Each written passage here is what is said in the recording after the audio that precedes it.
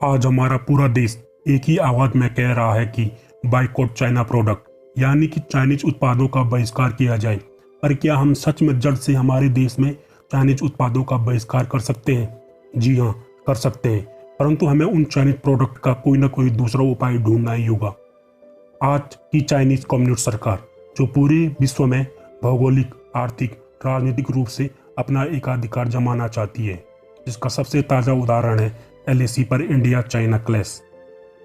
China अपनी यही गंदी राजनीति केवल भारत पर ही नहीं, बल्कि Taiwan, Vietnam, Hong Kong, Brunei, Philippines तक कई देशों में कर रहा है। दुनिया में एकाधिकार जमाने के लिए चाइना की क्या रणनीति है, आइए हम इन पर विचार करते हैं। पहला, दूसरे देशों से व्यापार की नीति। चाइना 2001 में वर्ल्ड ट्रेड ऑर्गेनाइजेशन यानी WTO को ज्वाइन करता है, जिसके लिए शर्त रखी गई थी कि चाइना को दूसरे देशों के लिए अपना बाजार खोलना होगा।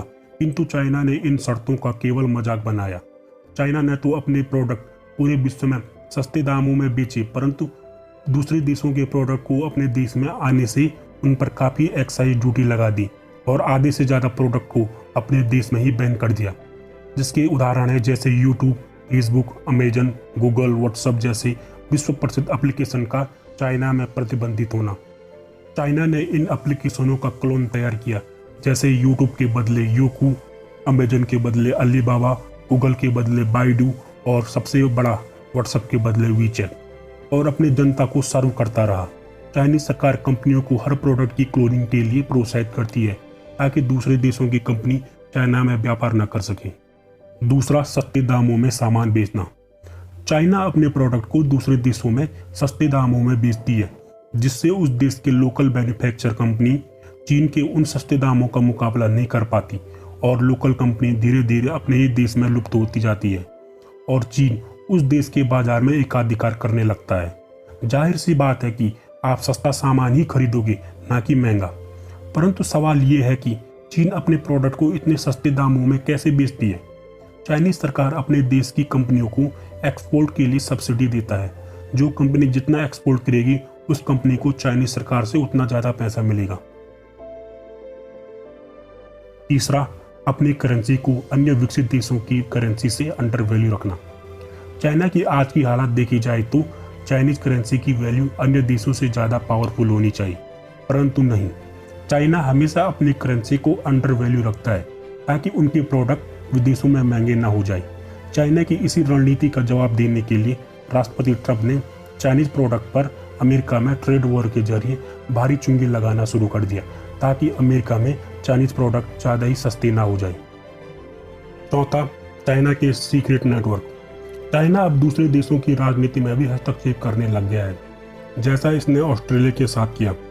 चाइना ने हाल ही में कई फर्जी अकाउंट बनाए, जिसमें ऑस्ट्रेलिया के प्रधानमंत्री को बदनाम किया गया।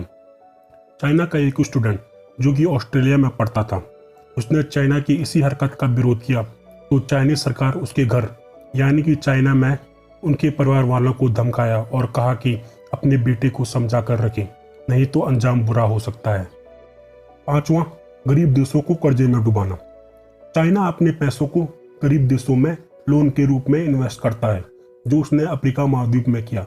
अफ्रीका में चाइना ने कई सारे प्रोजेक्ट जैसे रोड, ब्रिज तथा कंपनियों को फंड दिया, परंतु वो जानता है कि ये गरीब देश उसका यह कर्ज नहीं चुका पाएंगे। तब वह उस देश के कुछ हिस्सों को अपनी महत्वाकांक्षाओं के लिए खरीद लेता है। चीन गरीब देशों को कर्जे में डुबाकर उनकी जगहों पर कब्जा कर लेता है, जैसे कि उनके पोर्टों को अपने मिलिट्री ठिकानों के लिए यूज करता है। इसका ताज़ा उदाहरण है जाम्बिया।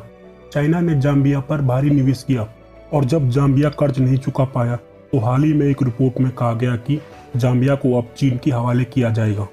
अगर केन्या की बात करें तो केन्या का महत्वपूर्ण पोर्ट मोम्बासा अब चाइनीज आर्मी के कब्जे में है।